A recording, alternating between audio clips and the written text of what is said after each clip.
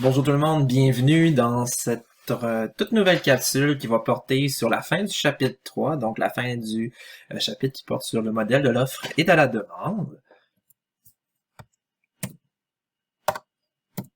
Donc aujourd'hui, les objectifs de cette séance, c'est vraiment en fait d'être en mesure, de vous amener à être en mesure d'analyser l'impact sur les marchés des différents facteurs qui vont à la fois affecter l'offre et la demande.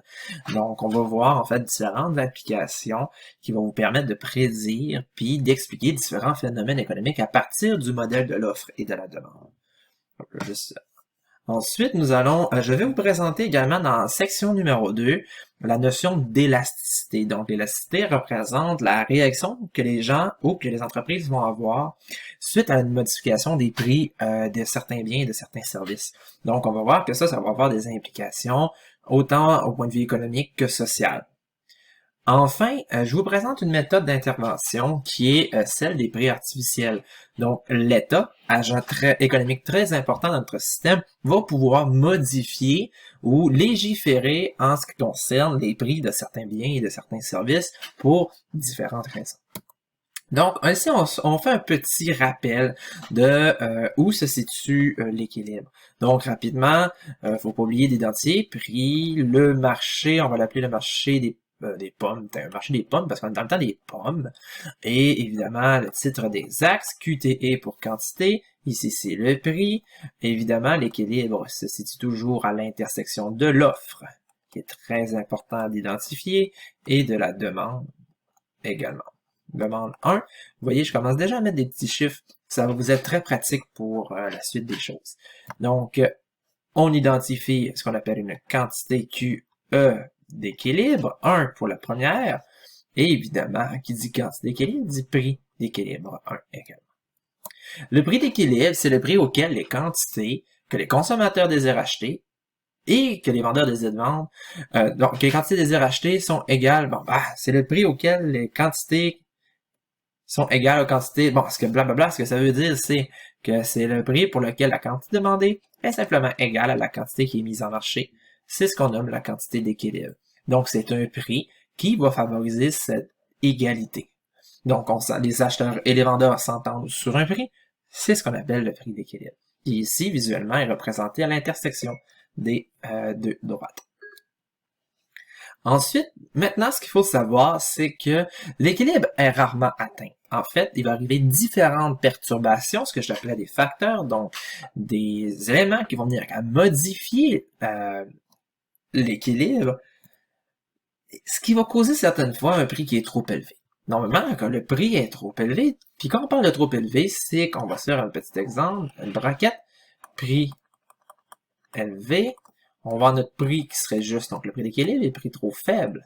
Prix faible. Donc, si le prix est plus élevé que celui d'équilibre, on parle d'un prix élevé, il va se produire une situation où, naturellement, sur le marché, les prix vont, je vais changer la couleur de mon crayon, ils vont naturellement se mettre à diminuer. Et une des explications qu'il y a derrière, c'est la notion de rareté. En fait, ici, puisque la rareté diminue, car on a des surplus causés par un excès d'offre, ça va faire en sorte qu'il va y avoir une pression à la baisse sur les prix, parce que les entreprises vont se mettre à écouler des stocks, et même au-delà de ça, il y a certaines entreprises qui, faute d'avoir des consommateurs, vont simplement réduire la production ou fermer, ce qui va entraîner une réduction du niveau des prix, quand on regarde du côté de l'offre, entre autres. Même c'est ici une rareté à la hausse causée par un prix trop faible, va ici créer une pénurie. Donc, la pénurie est engendrée par prix trop faible, ce qui va faire que les biens vont demeurer rares. Donc, il va y avoir une pression à la hausse des prix. Donc, ces deux phénomènes vont nous conduire toujours à ce qu'on nomme le prix, pas le prix juste, mais plutôt le prix d'équilibre. Donc, le prix qui existe sur le marché après qu'il y ait entente entre les consommateurs et les vendeurs. Si le prix est trop bas, c'est ce que j'expliquais, la quantité demandée sera supérieure, donc je vais juste le marquer ici. Surplus, on va renoter, je vous invite à le faire de même. Quand on parle de surplus, c'est que la quantité demandée, elle est inférieure à la quantité offerte, les tablettes de produits sont pleines. Tandis que une pénurie, c'est que la quantité demandée est nettement supérieure à la quantité offerte. Donc voilà.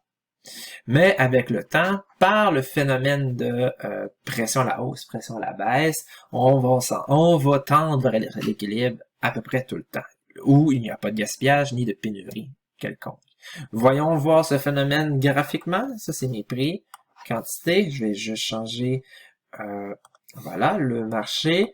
Et on va prendre ici le marché des galettes à votre cafétéria.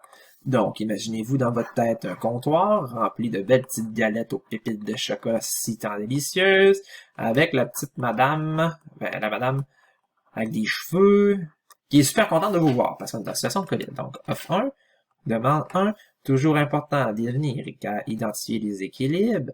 Donc, quantité d'équilibre 1, et ça, c'est prix d'équilibre 1. Habituez-vous à identifier vos équilibres ainsi, ça va vous faciliter pour la suite des choses. Donc, regardons une situation suivante. La galette qui normalement se vend à $1 est maintenant affichée à $2 pour une quelconque raison. Qu'arrive-t-il à l'offre? Eh bien, à $2, on va s'attendre à ce qu'il y ait une forte présence de quantité offerte. Donc, par rapport à la situation d'équilibre à $1, ici, il va y avoir beaucoup plus de produits qui vont être mis en vente puisqu'on pense, en fait, que les entreprises pensent que ça va être rentable. Une cafétéria, en face de la cafétéria, vous allez peut-être avoir des étudiants de la possibilité de revenus qui vont se mettre en vente aussi. Donc, un étudiant, comme ça. Voilà. Qu'arrive-t-il à la quantité demandée? Eh bien, c'est ce que je disais, la quantité demandée, quant à elle, va être inférieure à la quantité offerte. Quantité demandée, on va être 1 va être inférieur. Pourquoi? Ben, c'est parce qu'à ce prix-là, au lieu d'avoir, je sais pas moi, disons 1, 2, 3, 4, 5, 6, 7, 8, 9, 10 personnes qui vont venir acheter les produits comme à l'équilibre, plutôt 5, comme autrefois, 5 personnes, ben, au prix de $2, vous allez peut-être en avoir juste 3. Donc, pourquoi? Je vous rappelle que la demande représente ce que les gens peuvent et veulent acheter à différents prix, et à $2, il y a certaines personnes qui ne voudront plus en acheter. Donc, on tombe dans une situation qu'on appelle ici de surplus. Surplus qui, je vous rappelle, c'est la quantité demandée qui est nettement inférieure à la quantité offerte, ce que vous voyez ici. La quantité demandée est inférieure à la quantité offerte. Disons ici qu'il y a 5 galettes. Là, maintenant, vous en vendez peut-être 2. Et ici, 5, 10. Donc, ici, vous en vendriez 10. 10 en vente, il y en a 2 qui ont été achetés. Petit problème. Donc, qu'est-ce que la cafétéria va faire ainsi que son compétiteur? Eh bien, regardez la chose suivante, mécanisme. Donc, là, on a une situation de surplus. Donc, surplus signifie réduction de la rareté. Et une réduction de la rareté signifie généralement que les prix se mettent à diminuer. Pourquoi? Parce qu'elles ont des surplus. Donc, il y en a 2 qui ont été mangés, il en reste plein. Donc, elle, ce qu'elle va faire, c'est que la cafétéria va, avant, elle était comme ça, l'autre qui s'est racheté aussi. Maintenant, ce qu'elle va faire, c'est qu'elle va réduire ses prix. Bon, les étudiants, à partir d'un certain prix, peuvent plus en offrir. Donc, en réduisant les prix, les quantités offertes vont réduire eux aussi. En réduisant les prix, on va s'apercevoir qu'il y a de plus en plus de consommateurs qui apparaissent dans la file, parce que les prix deviennent intéressants, jusqu'à un moment donné où il y a exactement la même quantité demandée qui est égale à la quantité offerte. Donc, vous voyez un peu, là, c'est une petite histoire que j'ai racontée avec la cafétéria, mais ça se produit au niveau, je vous dirais, d'une industrie entière. Donc, si les prix sont trop forts par rapport à ce qui est demandé, il y a des entreprises qui ne feront plus de profit, donc certaines d'entre elles vont littéralement faire faillite, et les autres qui demeurent, ben, ils ont encore du surplus, ce qui va faire en sorte qu'elles vont se mettre à liquider, donc à réduire le prix de leurs marchandises, jusqu'à un moment donné où les entreprises restantes vont avoir vendu leurs produits. Au même titre que plus les prix, vous voyez, le Boxing Day, comme les prix chutent, là, la quantité demandée de produits devient très importante. Donc, c'est ce mécanisme-là qui va faire en sorte qu'on va toujours tendre à l'équilibre. Ça, je vous mets un astérix, c'est vraiment important de le savoir et de la comprendre, que le phénomène de la rareté, donc la rareté du produit va influencer sur le prix. Donc, moins c'est rare, plus les prix baissent, plus c'est rare, plus les prix montent. Et donnez-vous un exemple, vous pouvez reprendre le mien, pour expliquer ce phénomène. Donc, dans cette section 1, nous allons voir les différents déséquilibres de marché et surtout comment le déséquilibre va se résorber de lui-même. Dans les types de déséquilibres, en fait, il y a des déséquilibres en fait, il va exister deux sources de déséquilibre qui seront affectées, qui seront affectés par des facteurs autres que le prix. Et ici, c'est vraiment important, là. C'est pas les prix qui vont changer, c'est pas le prix du bien qui change, mais ce sont d'autres facteurs tels que le revenu des consommateurs, des coûts de production des entreprises, etc. Puis la source, donc la provenance du déséquilibre, peut être soit la demande, donc on parle ici d'une modification du comportement des acheteurs, ou de l'offre, donc une modification du comportement des entreprises. Puis ou des fois, ce qui peut arriver, c'est que les deux en même temps vont s'adapter à un nouveau contexte. Prenons par exemple la pandémie. Donc, les déterminants hors prix, donc les facteurs qui vont venir modifier le comportement, autres que le prix, vont modifier le comportement de ces derniers, ce qui va avoir un impact sur le marché. Entre autres, un impact sur le prix, l'équilibre, PE, et évidemment, la quantité d'équilibre. Prenons par exemple la situation du coronavirus. Donc ça, c'est un article, je crois, que je suis allé puiser chez Radio-Canada le 27 février dernier. Puis déjà au 27 février, on s'attendait à ce qu'il y ait une pénurie de masques, chose qui s'est avérée vraie, ne serait-ce que quelques semaines, voire quelques mois plus tard. Donc allons voir graphiquement comment analyser cette situation. Donc d'abord, une première source d'explication de ce déséquilibre provient de la demande. Donc, on va toujours la même séquence. Là, je vais changer mon... Voilà. Donc, on va identifier marché du masque. Vous voyez, c'est toujours la même procédure que je fais pour la situation de départ prix. Ici, vous avez la quantité. Et j'insiste, l'équilibre se situe à l'intersection. Donc, moi, théoriquement, je me fais des petites lignes pour dire quantité d'équilibre. Même chose ici, je me fais des petites lignes juste pour me rappeler que c'est le prix d'équilibre. Donc, prix d'équilibre à 1, quantité d'équilibre à 2. Arrive le coronavirus, donc ça, c'est une situation initiale avant la pandémie. Arrive le coronavirus, donc vous voyez, j'ai oublié d'identifier, ça c'est offre 1, demande 1, et ici, c'est la demande 2, on va l'appeler la demande pandémie. Donc, vous voyez, on se rappelle que c'est un déplacement en entier de la droite de demande, puisqu'à tous les niveaux de prix, donc peu importe à quel prix se vendaient les masques auparavant, les gens demandent de toute façon plus. Donc, regardez qu'est-ce qui se crée. N'oubliez pas que là, à très court terme, c'est une situation de prix d'équilibre à ce niveau. Donc, tout d'un coup, les commerçants sont plus là, les commerces sont là à s'adapter. Hein? Tout d'un coup, la demande devient très forte. Donc, à ce prix, la demande, au lieu d'être, par exemple, on va dire 100, je sais pas moi, 100 caisses de masques pas par jour, par semaine, elle devient subitement égale à, un chiffre fictif, quantité demandée, à 200 quantités. Donc, ça double là. Et il faut pas oublier qu'à très très très court terme, il n'y a pas d'ajustement de prix. Les entreprises sont pas en mesure de s'adapter. Donc, ici, la quantité offerte, qui était égale à la quantité demandée, est de 100. Donc, vous voyez ici, là, en rouge, dans quelques instants, c'est une situation de pénurie. Pénurie puisque la quantité offerte devient inférieure à la quantité demandée. Donc, ça va causer un phénomène qu'on nomme la rareté. Donc, puis effectivement, c'est ce qui s'est passé. Hein. Je vous rappelle que dans les pharmacies, ça s'est vidé. En fait, tout a disparu très rapidement. En a même qui disait que ils vendaient la quantité de masques. Ce qu'ils ont vendu en une semaine était équivalent à ce qu'ils vendaient en une année. Donc, en très peu de temps, il y a une très forte demande. Donc, il se crée une pression qui dit rareté. Donc, ici, dit rareté, signifie normalement que les prix augmentent. Pourquoi? Ben, pour plusieurs raisons. D'abord, les entreprises voient l'affaire, ils flairent la bonne affaire, on pourrait dire. Donc, il y a de nouvelles entreprises qui rentrent sur le marché, mais aussi le phénomène de rareté va faire en sorte que, techniquement, les pharmacies vont se mettre à augmenter de beaucoup, on a vu ça aussi chez les différents quincailleries, ils vont se mettre à augmenter de beaucoup le prix, puisque, de toute façon, ils vont se vendre pareil, jusqu'à un moment donné où ce qui était disponible en vente a été vendu. Donc, un point où est-ce que la nouvelle quantité demandée est égale à la nouvelle quantité offerte. Donc, 2 pour, donc, quantité demandée numéro 2, quantité offerte numéro 2. Donc, le nouvel équilibre se situe ici. quantité d'équilibre 2 qui est égale à la quantité offerte 2 qui est égale à la quantité demande 2. Donc, je vais juste récapituler pour être certain que je les ai pas perdus, puis pour ceux que j'ai pas perdus, bien, ça fait une belle révision.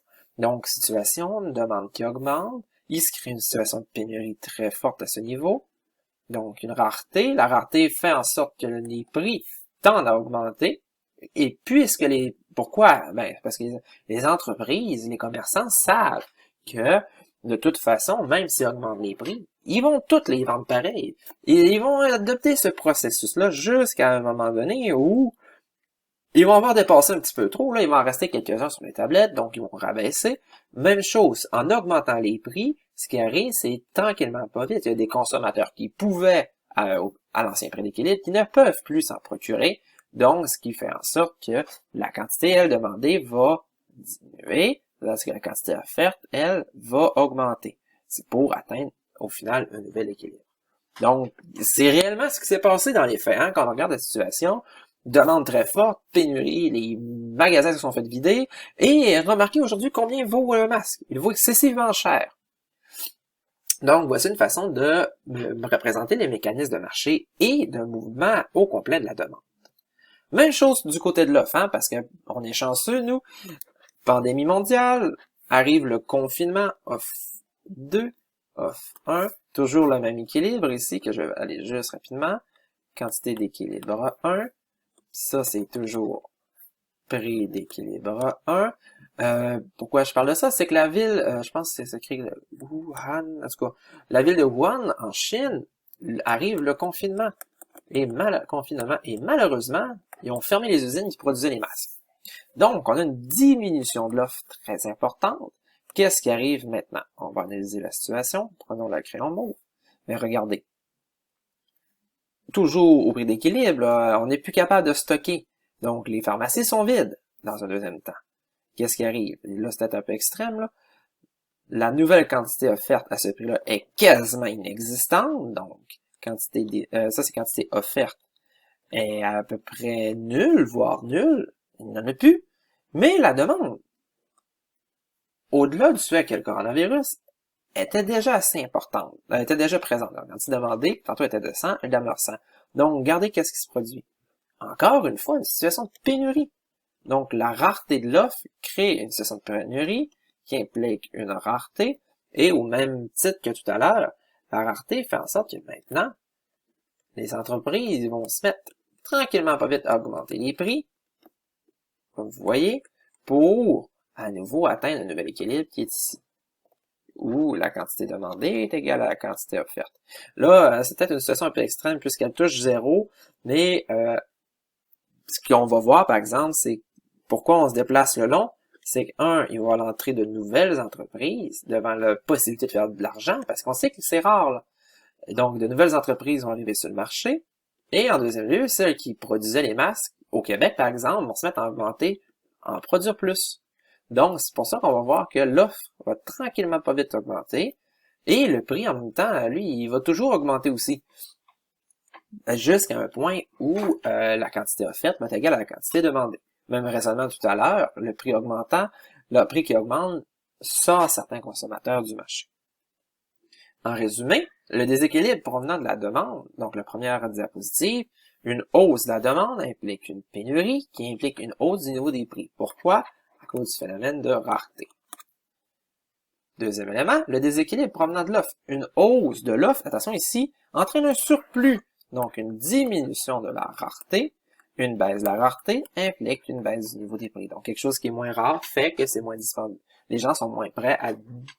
Donc, maintenant, nous allons voir comment analyser, en fait, un déplacement, soit de la demande, soit de l'offre, ou un déplacement dans des deux. Et avant de débuter, en fait, je vais vous donner une petite recette que j'utilisais personnellement à votre place lorsque j'étais au cégep. La première étape de toujours avec le modèle de l'offre et de la demande, l'étape 1, c'est de tracer votre graphique de départ. Le graphique de départ, c'est quoi? C'est simplement de se dire, bon, on a une offre, on a une demande, on a un prix, une quantité et un titre.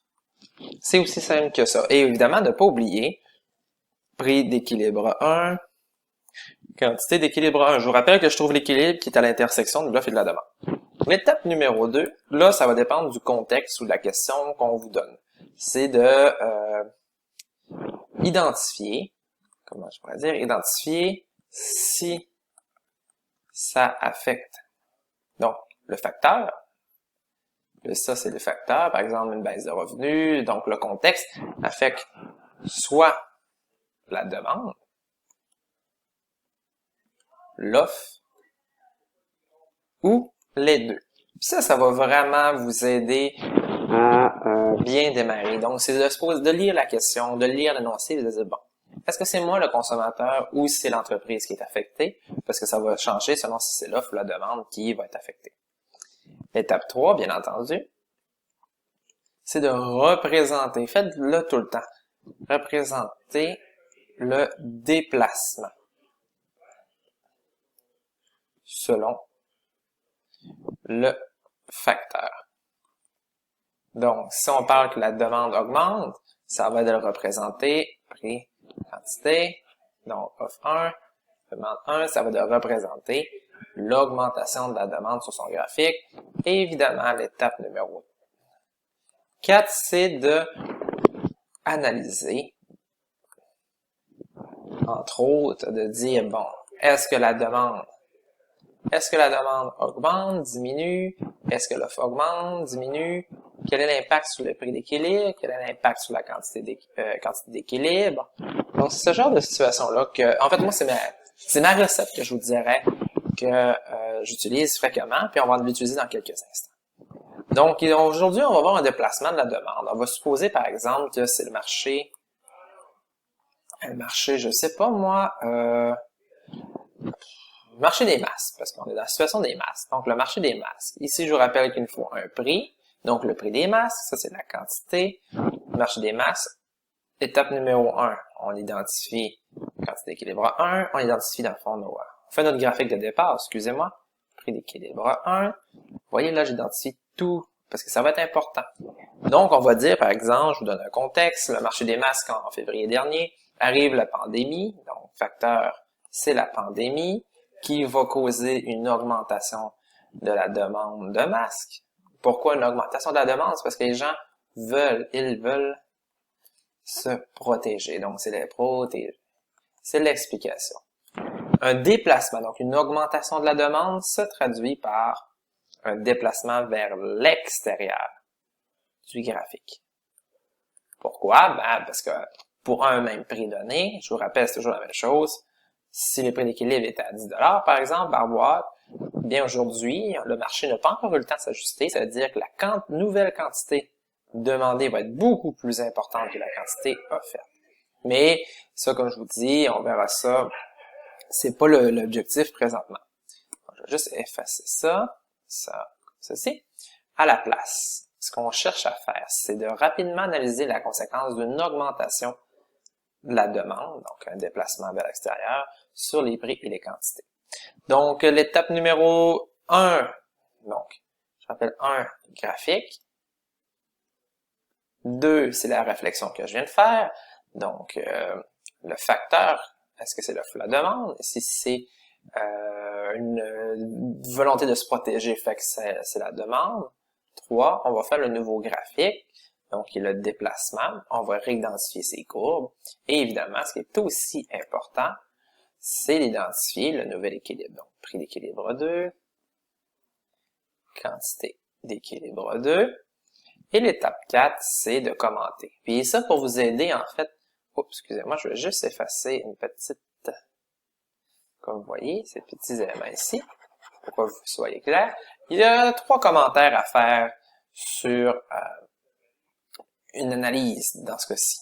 D'abord, je veux savoir l'impact sur la demande. Dans ce cas-ci, le facteur qui est pandémie va modifier la demande. Donc, comment? Ben, en augmentation de la demande. Dans le contexte que je vous ai donné, c'est-à-dire que les gens veulent se protéger, ben, il n'y a pas d'impact sur l'offre puisqu'on s'intéresse seulement aux consommateurs. Donc, je n'indique aucun impact. Et quel est l'impact sur le prix, sur le marché? Eh bien, on le voit ici. Il y a une augmentation du prix d'équilibre. Donc, c'est ce qui est marqué ici. Et ici, on voit qu'il y a une augmentation de la quantité d'équilibre également. Là, c'est marqué offerte, mais ce serait la quantité d'équilibre.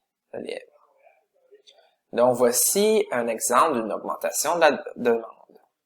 Déplacement de l'offre maintenant. Vous voyez, un déplacement de l'offre, dans ce cas-ci, ça c'est une diminution de l'offre. Pourquoi une diminution? Je vous rappelle que si on rentre vers l'intérieur du graphique, ça symbolise une diminution. Donc, offre 2, offre 1, demande numéro 1. Donc, même procédure, on va réidentifier notre prix d'équilibre initial, quantité d'équilibre 1, nouvel équilibre ici, qui va être le prix d'équilibre 2, quantité d'équilibre A2 qui serait située en fait ici. Donc, toujours les mêmes étapes. Quel est l'impact sur la demande ici? Il n'y a pas d'impact. Ça pourrait être, par exemple, dans ce cas-ci, l'impact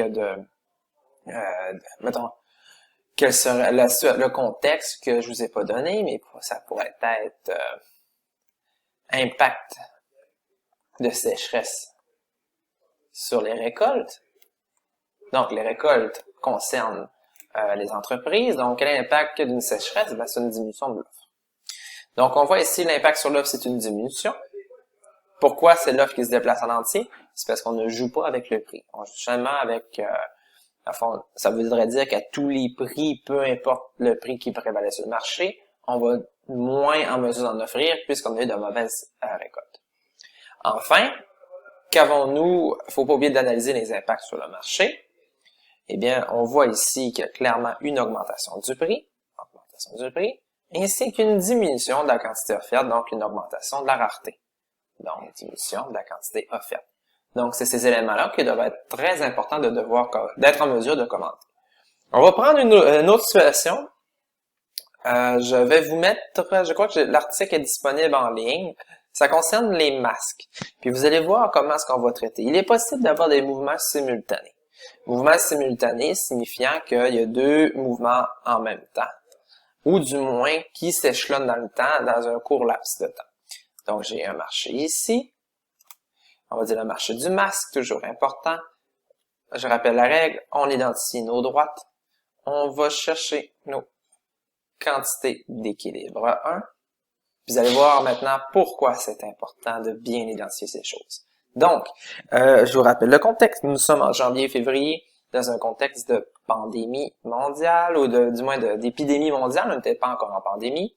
Qu'est-ce qui arrive? C'est que d'abord, le 23 janvier de mémoire, donc le 23 janvier, on a que la ville de Wuhan, comme ça, est complètement confinée. Or, le problème avec les masques, là, je suis en train d'expliquer en fait pourquoi le prix du masque augmente de façon très importante. Vous allez voir dans quelques instants. Donc, janvier, Wuhan est confiné. Le confinement entraîne la fermeture, bien entendu, de nombreuses entreprises, ce qui signifie une baisse de l'offre. Voilà. La diminution de l'offre rapide entraîne sur le marché un nouvel équilibre, quantité d'équilibre. Oh, excusez, pardon. On va juste redémarrer. Oh. Voilà, excusez-moi. Donc, je disais, un nouveau prix d'équilibre 2. Ça, ce serait quantité d'équilibre. Ah, c'est pour ça. Excusez-moi.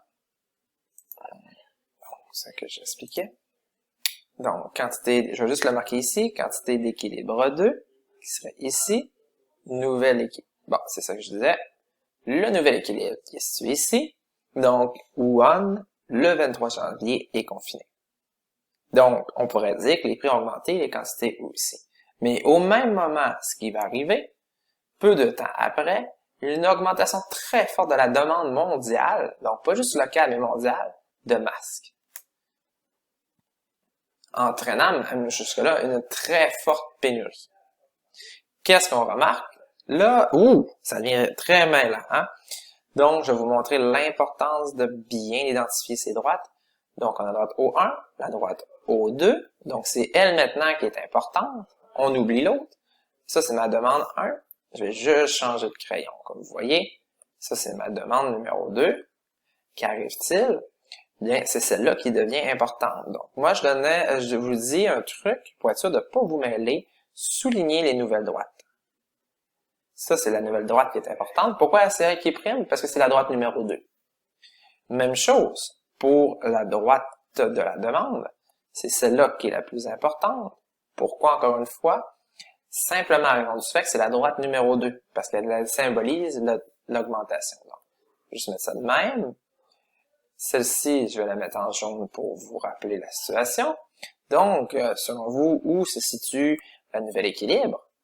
Donc, en examen, ce que je pourrais vous demander très clairement, c'est est-ce qu'elle se situe ici, ici, ici ou ici? Eh bien, c'est là au croisement, au 2 des deux. Donc, elle est ici. Donc, une nouvelle quantité d'équilibre 3, c'est mon troisième équilibre. Même chose ici, prix d'équilibre 3. Donc, vous voyez qu'il est possible, en fait, d'avoir des situations où il y a un mouvement simultané. Très important de bien identifier ces droites, augmentation, diminution, pour éviter la confusion qui pourrait survenir parce qu'il y a de nombreuses présences de droites. Puis normalement, vous allez voir, là, ça va être excessivement clair si je parle, des consommateurs, des offreurs ou des deux en même temps. Donc, il y aura très peu d'interprétations possibles. Et oui, voilà, c'est la pénurie, ce qui avait absolument plus rien. Un petit commentaire sur les mouvements simultanés, je sais pas si c'est après. Donc, oui, voilà. Donc, les conséquences sont écrites ici, mais on les voit. On a une augmentation de la demande, une diminution de l'offre, qui va entraîner, ça va dépendre ici. Une chose qui est certaine, c'est une augmentation du prix d'équilibre. On le voit très bien et c'est très net, c'est toujours. Tandis qu'ici, l'impact sur la quantité d'équilibre va être incertaine. Là, on voit qu'il y a une augmentation, mais ça va dépendre en fait du déplacement que vous allez faire de votre droite. Si vous faites un gros mouvement ou un petit mouvement, certaines fois vous allez être en dessous, certaines fois au-dessus. Donc, c'est pour ça qu'en général, on dit que c'est incertain. Ça, c'est certain. Ça, c'est incertain dans la mesure où ça va dépendre de comment vous tracez votre graphique, puis surtout aussi, je vous rappelle l'élasticité, si elle est comme ça versus si elle est comme ça. En fait, ce que vous allez voir, ça va influencer en fait l'impact de différents facteurs.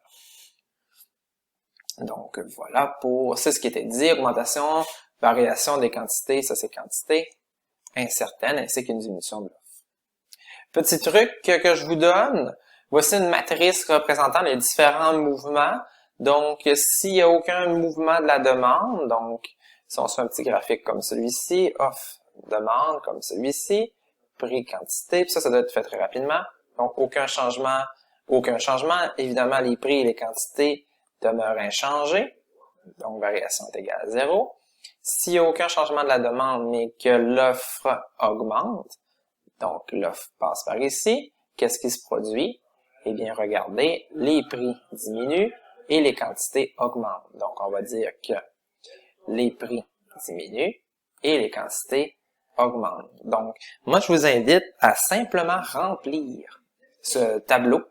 Très important de le faire. Et évidemment, vous pouvez toujours me contacter pour vérifier. J'en fais un dernier avec vous pour qu'on puisse bien comprendre. L'offre ne bouge pas. Donc, moi, je me refais toujours un petit graphique. Offre, demande. L'offre ne bouge pas, mais la demande augmente. Qu'est-ce qui se produit? Nouvel équilibre, nouvelle quantité. On va voir que le prix, augmente, ainsi que la quantité d'équilibre aussi. Donc, vous voyez, avec cette petite matrice-là, c'est les 9 cas possibles. Il n'y en existe pas d'autres. Donc, je vous invite à le remplir.